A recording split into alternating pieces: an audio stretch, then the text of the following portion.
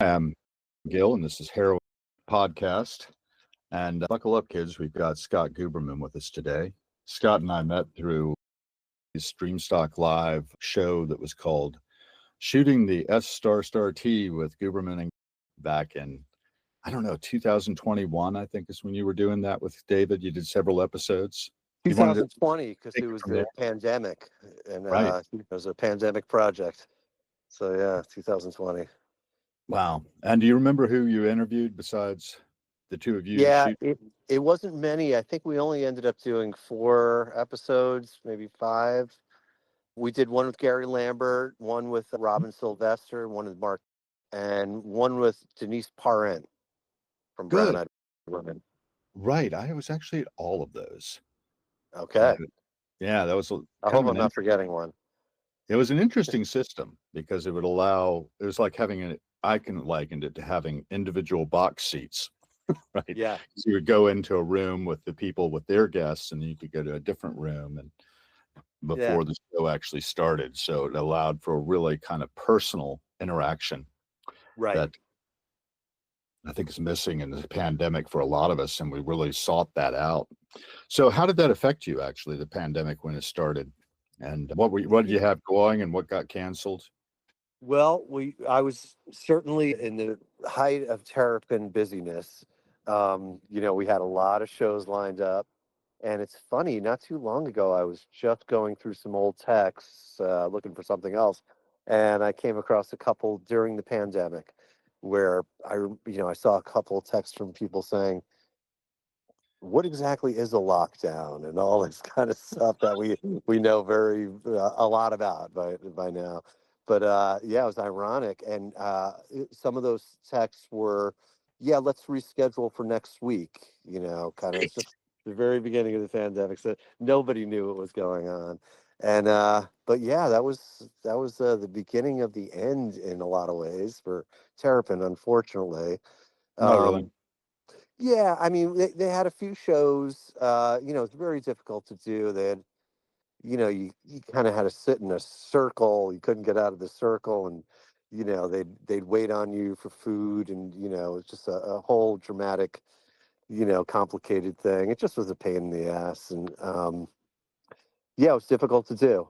It cost a lot of money. You couldn't sell a lot of tickets, so I think it was the beginning of the end, like I said. But on the Hmm. other hand, I feel almost selfish for saying this in a way, but my son, let's see, how old was he? He was about 2 years old, I think, at the time. So, oh no, I'm sorry, he was 5 years old at the time. No, that's not right. Is he 10 now? He's 7 now, so I'm right. He was 2 years old at the time. See how good my math is. Um, Sure. I'm yeah, happy to and help. I can't think of what more does a 2-year-old want to do other than be with his mom and dad. Right? No real friends yet, none of that going on. So yeah, Hmm. I almost feel lucky in a way to have had the time to just be at home with my son for however long it was. And, very grateful for that. I think there's very few other circumstances where I would have had that opportunity. So I'm grateful for that part of it.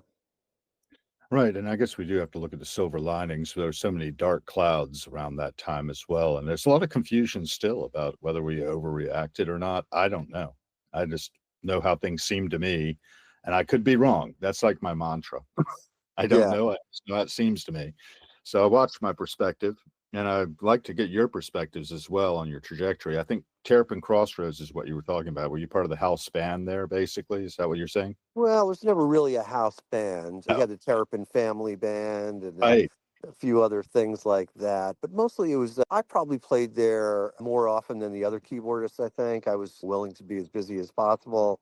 And yeah, so I was pretty much a regular keyboardist, I'd say that, amongst a very irregular thing, just lineups being put together randomly all the time. So yeah, And for those who don't know, Terrapin Crossroads was the restaurant and venue that Phil Lesh had established. And I led off with picking up a picture from some graffiti that sort of clinched the deal with buying that facility. Yeah.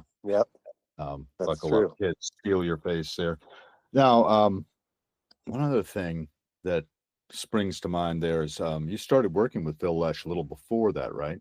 When did you first sit in with the Friends, or was it Uh, a no, I band? started working with Phil after I started playing at Terrapin. He came to see me a couple of times. You know, he ate brunch and whatever breakfast there, and yeah, caught me playing a couple of times, and then took off from there. He liked your vibe, huh? He liked my vibe. I liked his vibe, and he knew it. So Yeah, I'm just amazed at how much he gave to the community over the years. I got back on the bus in 2014 by going to the Locken Festival and catching Phil and Friends playing there. yeah, yeah, And that I was there as well. Believe it or not, yeah, were you playing with the Friends then? I was not playing with him by then. I started playing with him the following year. Right. And what were you playing with Locken that year in I 2014? wasn't playing. I was just in attendance, Oh, you're just just in in the the audience audience. with me. Ironically, I was doing my best. I played in a band during that time called JMO's Jazz Band. JMO's from the Allman Brothers. He's a Oh, drummer, last surviving member. And so he gave me backstage passes and stuff. So I was able to get backstage. But, Phil's very private, like the rest of the Grateful Dead guys. And it was my hopes. I even had a demo CD on me. It was my hopes that I could hook up with him and give him some stuff, but it never happened at Lock-In, unfortunately. But I was right there and saw the show, and it was fantastic. it was. They rained out at one point, and just after he played, right? And we were Yeah, all driven back to our cars. yeah, And I had just gotten my feet wet. I come on, I guess, when Tajeshi Trucks was on stage, and then I left after that because I thought, oh, it's going to be really late. It's a Sunday. I've got to get to work in the morning. So I drove back up here to DC after the rain break, and I didn't see Tom Petty and the Heartbreakers play. I'd seen them before, of course, but I wanted to catch that show. Luckily, it's yeah, on YouTube now, so I can still catch it. Though it's not the same as being there in the vibe. And what really caught me was the vibe of the crowd, just everybody being happy and relaxed and enjoying the music and the flow of energy between the stage and the music, and then back from the audience and back to the musicians on stage. And I sort of caught fire for it. My yeah. wife was somewhat disappointed in this. I'd been to a couple of the Grateful Dead shows back when I was in college. 84, we hitchhiked down to Charlotte from Ashland, Virginia, back. And after that, I didn't do it. I just sort of, oh, okay, I've had that experience, and really did. And Yeah. then my wife is like, when I married you, you were not a deadhead. What Yeah. happened? So I'm infected. And I got Well, enthusiastic. That's what I really try to conjure here is the enthusiasm. You had a lot of enthusiasm, I guess, from the get-go for keyboards, right? definitely, yeah. Grew up with a piano in the house and just started playing around with it at a really early age. I don't remember not playing piano, believe it or not. Really? Yeah. Wow. That's great. Where were you born? Long Island. And this happened all in Long Island? The, Yes. Grew up there until I went to college. and where'd you end up in college? Art School of Music, which is in Connecticut. Okay. So you were pretty advanced by then, I guess. By then, yeah, I had taken lessons and gotten prepared for the auditions for college. And yeah, And what were your influences then? then I would say, I mean, the Grateful Dead by then were an influence, not as big as it would be the following year. So we're talking auditioning for college and stuff. I studied all classical because Hart School is a classical school, conservatory, and but never a big fan of classical music. And I was Really? just listening to mostly classic rock. The Beatles were probably my biggest influence. I had started writing some songs at that point, and certainly things like the White Album and Sgt. Pepper's were just a huge influence on that sort of thing. But I would say mostly at that point, I was really into mostly psychedelic rock, which I was finding Okay. out of British bands, I think, that were long gone already, or if they were still touring, they were pretty old and that kind of thing. And I didn't know enough about the Grateful Dead at this point, believe it or not. Wow. Um, and I probably saw a show. I was 17 actually, so right around the time that I was preparing for these auditions. good year before I did it. Um, and, I think it was probably right then that I really, really got hooked on the Grateful Dead thing. So I guess in reality, looking back on it, I was pretty much into the Grateful Dead thing as a listener by the time I was 17. And I knew I loved it. However, as a musician, I'm not so sure I was sold yet. I still was writing my own songs and I had so many other influences. And then I think something happened by the time I got into college where I was just obsessed by that time. So, and I saw people actually making a living playing the same repertoire, whether whether it be with, associated family members of the Grateful Dead or by themselves. And I said, this is just going to be my focus. Well, that's great. I seem to remember that you were thinking of trying to get into the Grateful Dead to be the keyboardist at one point. Is that true?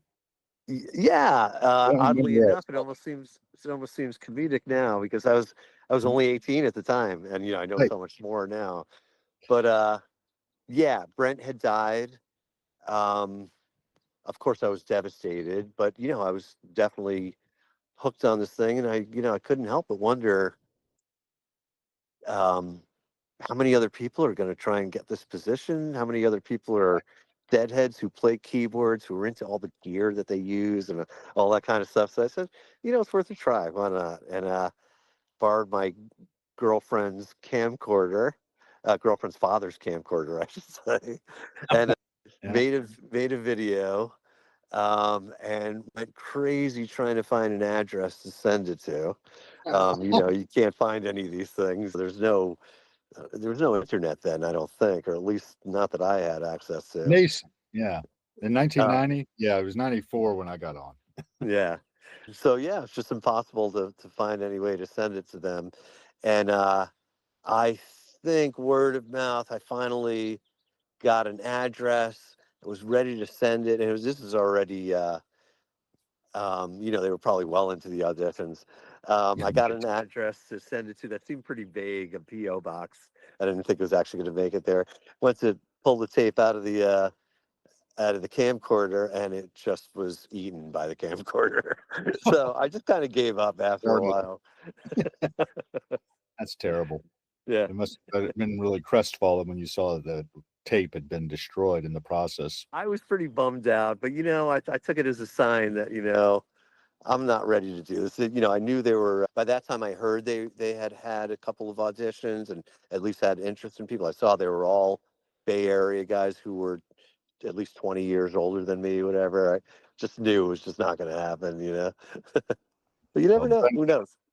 Brent had an amazing trajectory. This, the fact that he got as far as he did, and at the age of 37 was cut off. It's You tragic. know, it's amazing. And I think people don't really realize that. Yeah, 37, 38, even I'm not really sure. But I whatever the age, that's young. And really is. when I was 37, he was way advanced, way, way ahead of what I could do at 37. And, you know, I mean, I was copying him when I was 37, so, he's making all this stuff up and, he completely changed the sound of the Grateful Dead and, just really did his own original thing, his own approach. And I'm just, still at the age of 54, I'm blown away at what he accomplished by his age. Yeah. Well, it was clear that he could listen well to Jerry, and Jerry really enjoyed that interplay between the two of them. I can see that in those late shows. No doubt about it. And that was his goal. I think that was his focus. Wasn't Nice. about him. It was about, following Jerry. And I kind of know this because I know somebody who met him. Unfortunately, I never got to meet him. Mm. And, he was a young kid like I was, at my age when he met him, and it was the late 80s. Uh, and as a teenager, what do you say? And he said, "What's it like playing in the Grateful Dead?" And Brent's answer was, what do you think it would be like playing with Jerry Garcia?" And I think that was Brent's, outlook on the whole thing. That, he was so locked into Jerry, along with the rest of the guys in the band, but but Sure. he was the leader with Jerry, you know, playing all the leads of Jerry, and they were just always intertwining everything. And I can't imagine him thinking anything else. But like I'm just following Jerry, and it's the greatest thing in the world, you know. I don't know if you see the same thing I do, but when I see Jeff Chiamente playing with John Mayer, I see a lot of that same dynamic happening when they start to get in with each other. Have you noticed that? There's absolutely a lot of the same dynamic. There's no doubt about it. And that's what makes it so beautiful, but Right. on a completely different plane, to be honest with you. Not better, not worse, but just a different reality. You know, Right. they have a different approach, and it's just. But you're right. There's the same level of interaction and the same level of creation in a lot of ways. But yeah, it's a different. If it's a different. A different plane. I can't think of any other way to say it. It exists on a different plane. Well, I'd like you to expand on that if you can. I mean, you can get technical with this if you want to talk about the difference between, say, Jerry and Brent playing together and Jeff and Mayer playing together. Different. Sure, sure. I think the similarities begin where Mayer is purely a blues rock kind of player. You know, that's his influences. And Jeff, similar to Brent, Brent was a huge, not a jazz fan, but a huge jazz fusion fan. Oh, okay. Um, you know, so love that sort of stuff. That's close enough to, you know, Jeff is purely into a lot of jazz before he got into this Grateful Dead thing. So it makes a big difference, but very similar in a lot of ways, coming from almost the same place, but a different place. But so what ends up happening is Jeff is a lot more atonal than Brent would ever be. And, you know, Brent was focused on being melodic, just like Garcia was, Mhm. playing in Mixolydian mode mostly. You know, and really never, those were sort of the guardrails that they played in. Whereas um, Mayer and Chimenti are certainly, I don't know if it's beyond that, you know, again, not better, not worse. It's just a different direction where Jeff will get atonal and so will John. Um, and they end up going into these places that the Grateful Dead never did. It's certainly that Brent and Jerry never did. Right. What I love is how it's branched out and it does tend to just influence and, well, ripple through, for better lack of a better word, all of the community. As you were Yeah. talking, I was thinking about other keyboardists I've watched just recently, yesterday. There was a tribute to Phil Lesh in the first set of the Unlimited Devotion weekend at Ardmore Music Hall in Philly, and Holly Bowling was on the keyboards. Yeah. And then Daniel Donato was on Yeah. the lead guitar with Steve, and Reed Mathis was over on, right? Yeah. Love all these people. It was a Great. beautiful mashup, right? They don't come together that often, but when they do, you can just see the chemistry and the communication, the unspoken communication of as they're playing and where they're going. Aaron Magner was also on keyboards later in the evening. It's Holly's birthday today, actually. We Oh, found out. happy birthday, Holly. Announced that from the stage when she got up there with the Dead Can Dance combination, is what they called the last set that Reed was Cool. leading with, on, in that case, on guitar. And I've been really impressed with his guitar work lately. I don't know if Yeah. you follow Reed much, but Oh, are you yeah. playing Reed and I guitar? have done a lot of playing, and Reed actually started playing guitar. I would say mostly with me through my shows that I was doing. I was Oh, right. hosting.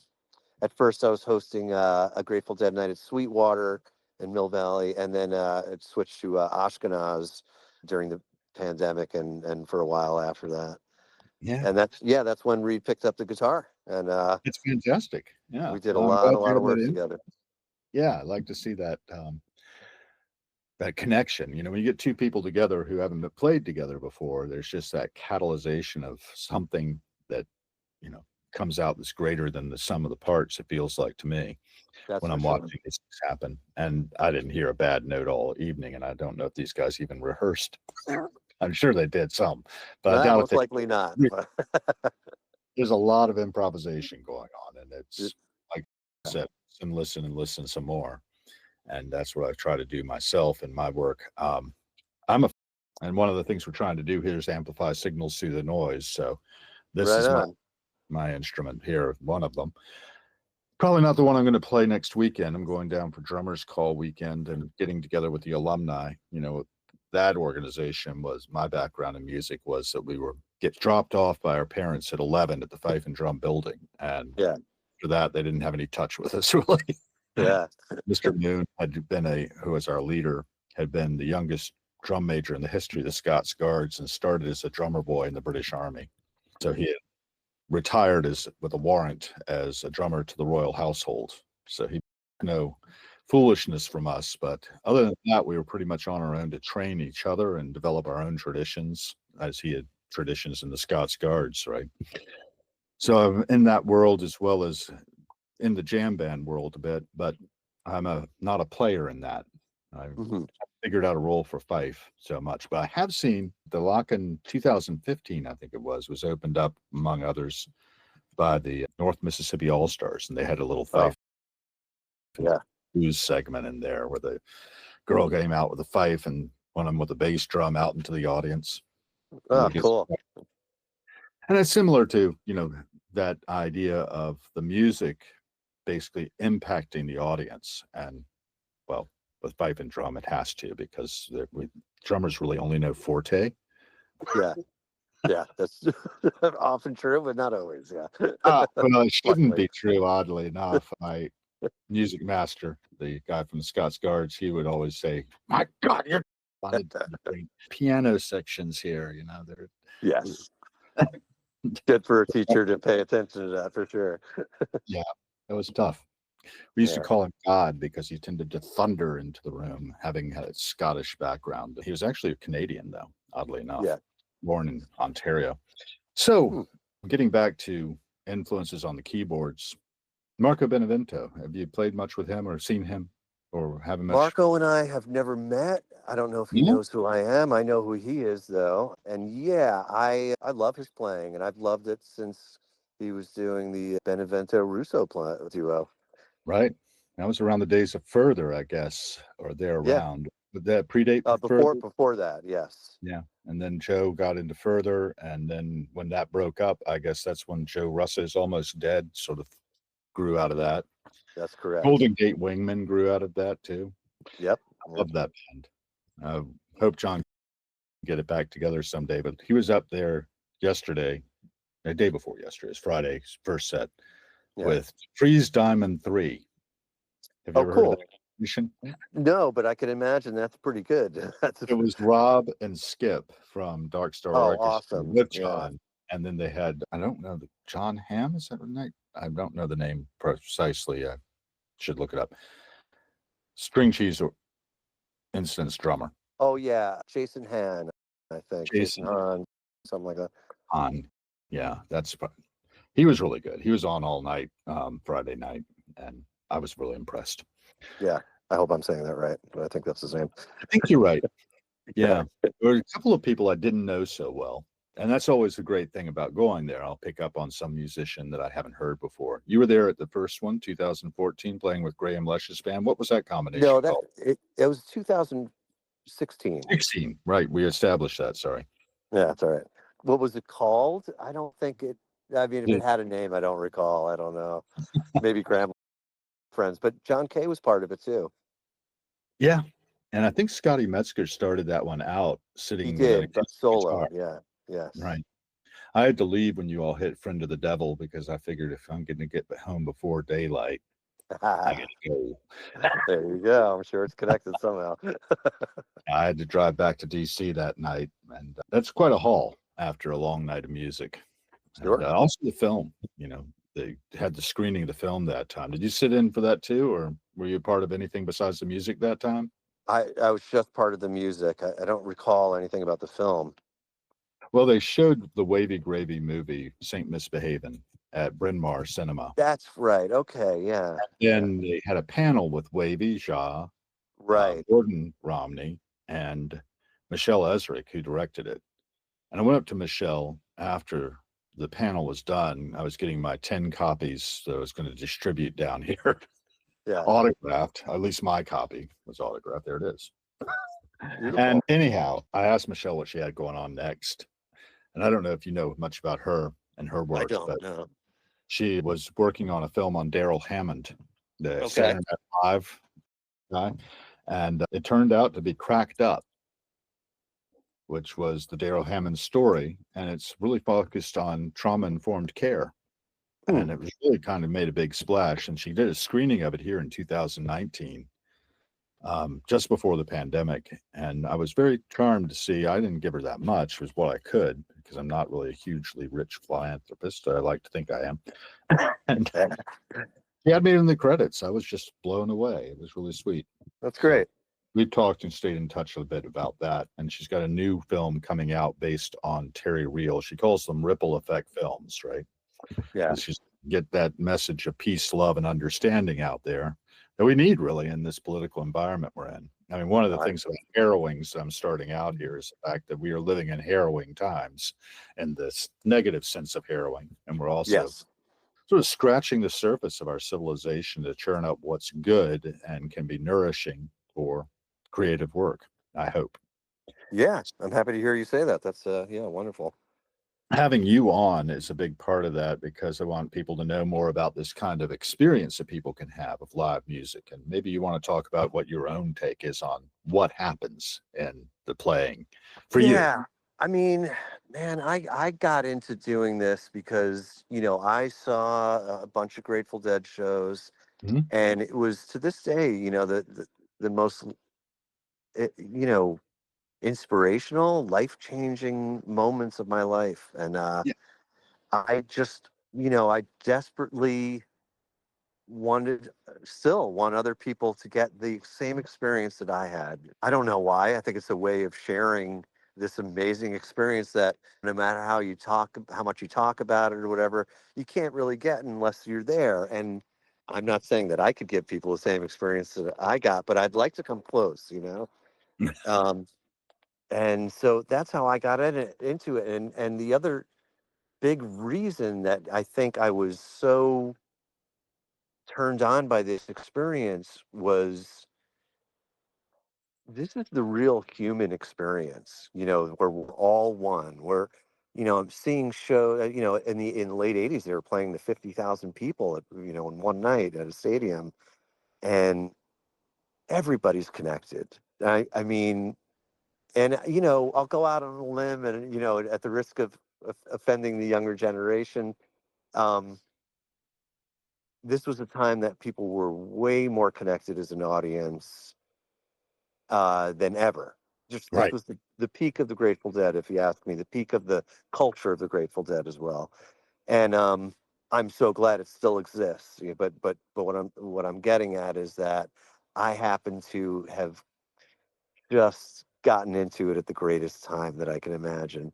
And the ultimate human experience in that, amongst this huge group, 50,000 people or so, everybody's feeling the same thing at the same time, and it's the closest thing to like a group mind, I suppose. And again, what more? That's why we're here. I'm not saying to see a Grateful Dead show necessarily, but who knows really what life is all about. But it certainly feels like the reason we're here is, although there's an illusion that it's all about our individual selves, it's really about being one with the rest of the humans, with nature, every living thing, and part of this earth and the universe in the end. And you can't feel it more than what I felt during those times, as far as I'm concerned. I certainly maybe get closer, maybe more of a feeling being the one performing it at this point, but yeah, for sure. That it's an amazing human experience, and I think that's what most people have gotten out of it. Yeah, it's kind of a tribal experience too. I remember Joseph Campbell visiting, I wasn't there, of course, but the Grateful Dead shows around 1980 something. I think he was still alive. I think he passed away like at 87. But towards the end of his life, he went there and he said, this is that primal experience that human beings have always needed for their sustenance, to get together in a cooperative kind of way as opposed to a competitive sort of way, and be with each other and feel that connection with one another. I just call it love, right? But that word gets a little overburdened by so many different interpretations. But it's like radiant light that emanates from each one of us, I think, that ends up those light connections. And almost, I think Phil had talked about how it's like clairvoyance or telepathic communication, the five fingers of one hand playing together and having that innate understanding from listening and working together for so long and having a discipline. I was talking to Pete on another call sometime for something else we were trying to get started. We ended up going about 3 hours with Pete, as you might imagine. It was really interesting. And he was talking about how he worked with Robert Fripp at one time. Are you familiar Yeah, with Fripp? Yeah. of course. Yeah. Yeah. And I've got the guitar craft over here behind me. That's another big influence on me, besides being really completist about Grateful Dead. I got kind of completist about King Crimson. Yeah. And one of the things that Robert drilled into me was that, without a practice, without a discipline, that we end up being people just running from one thing to the next or just sleeping through it all, that unconsciousness. And I think a lot of his underpinnings came out of working with J.G. Bennett after Red and before Discipline. And you're familiar with J.G. Bennett? I'm not. Basically, he was a follower of, I don't know if I pronounce his name correctly, who developed the fourth way. All this, the PDO was also involved in what's called the work. And you've got the way of the faker, the way of the guru, the way of the prophet, perhaps. I forget exactly what the three ways were. But then there's the thing about making your work of your life, in whatever mode you're in, this conscious, aware kind of behavior. In fact, Jerry Garcia said it at one time about, and I think I saw this in the original old Deadheads book, from the 19, that to get really high was to forget oneself, and to forget oneself was to become a conscious tool of the universe. Right. He thinks everybody ought to be a conscious tool of the universe. So yeah, he supports getting high. Yeah. But, I think that there's a lot more to it than just the chemical high. It was more that emotional, and it's a physical thing too. It really goes down into the body, right? Yeah. So when you're preparing for a show or anything, is there any particular discipline you get into to prepare yourself to go on stage? Just out of curiosity, I just ran into that. Man, I make sure to at least smoke some weed before I go on stage. Okay.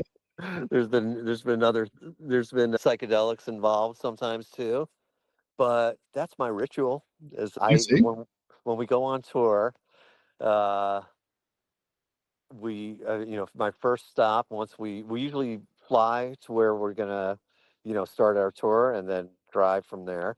So Right. my first stop is usually a smoke shop to pick up a travel bong, and I make sure I do a couple of bong hits before I get on stage, and it's always been inspiring for me.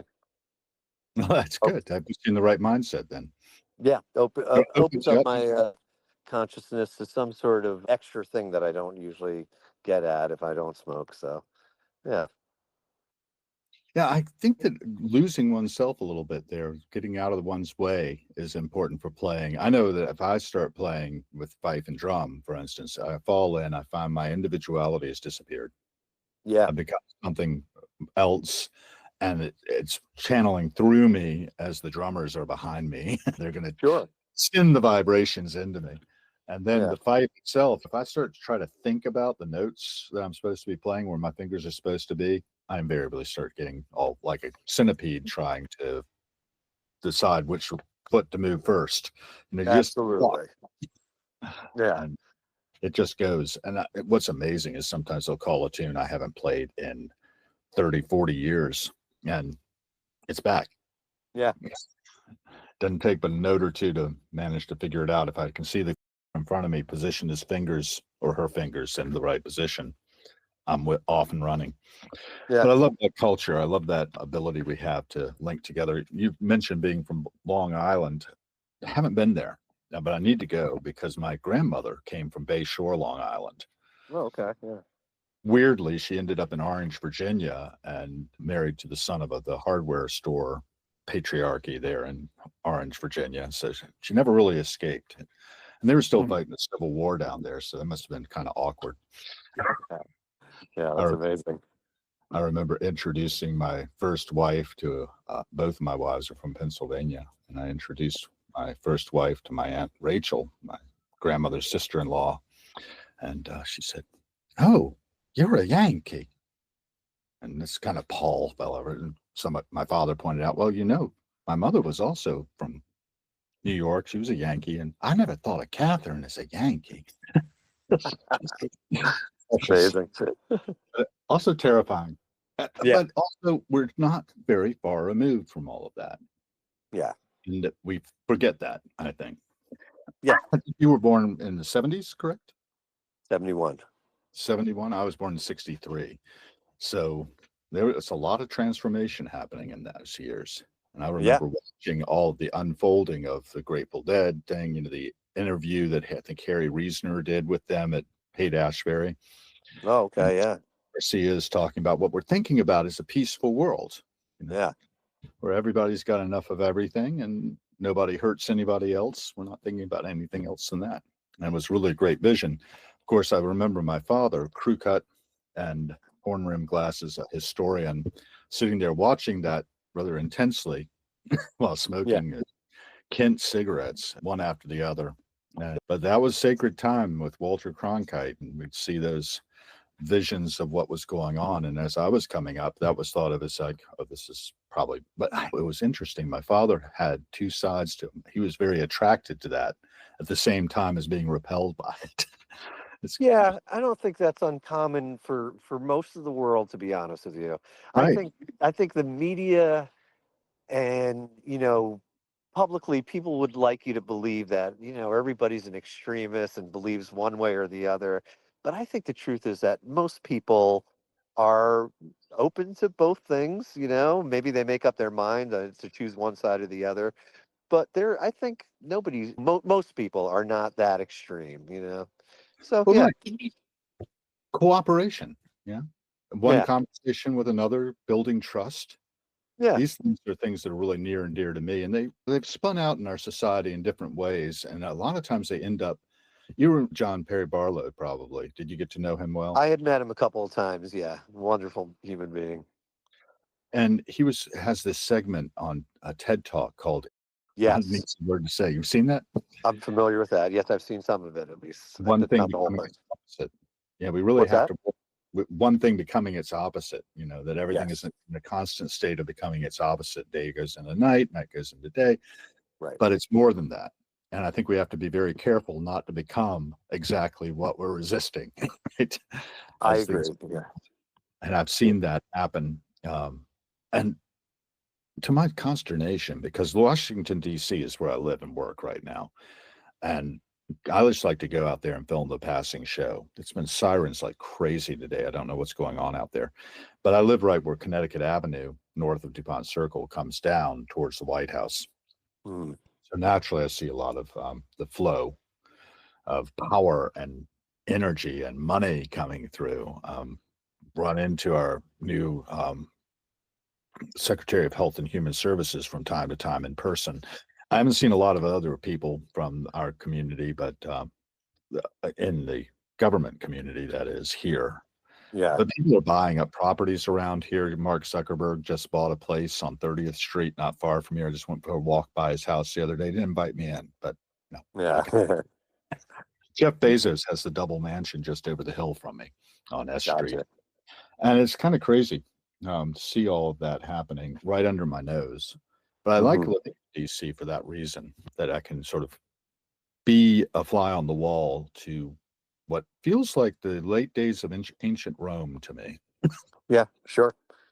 We have made an empire, and I don't get into the politics too much about it because I can't do a lot about it. But I do believe what Jeff Bridges said in his Golden Globes address back in 2019 is true. He was talking about the influence of Buckminster Fuller on him and how every human being is a trim tab on the rudder of civilization.